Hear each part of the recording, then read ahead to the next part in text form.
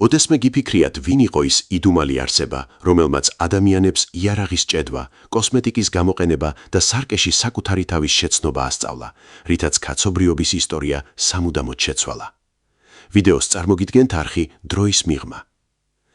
აზაზელი, ეს სახელი ბიბლიურ და აპოკრიფულ ტექსტებში ერთ-ერთ ყველაზე ბნელ და ძლევამოსილ ფიგურას უკავშირდება.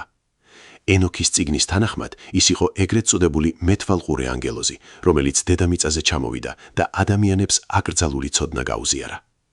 მან კაცებს ომის ხელოვნება და מחვილების დამზადება ასწავლა, ხოლო ქალებს სახის მოხატვა და ძვირფასი ქვებით მორთვა, რაც ძველ სამყაროში ცდუნებისა და გარყვნილების დასაწყისად მიიჩნეოდა. ძველ აღთქმაში აზაზელი უკავშირდება ეგრეთ წოდებული განტევების ვაცის რიტუალს. ყოველ წელს იუდეველები ერთ ვაცს უდაბნოში უშვებდნენ, რათა მას ხალხის ცოდვები აზაზელთან ბოროტების სავანეში წაეღო. მისტიკურ ჭრილში აზაზელი არ არის უბრალოდ დაცემული ანგელოზი, ის არის სიმბოლო ცოდნისა, რომლისთვისაც კაცობრიობა მზად არ იყო. მისი ფიგურა გვახსენებს, რომ ყოველგვარ პროგრესს, რომელიც სულიერების გარეშე მიიღწევა, თან სდევს დამანგრეველი ძალა.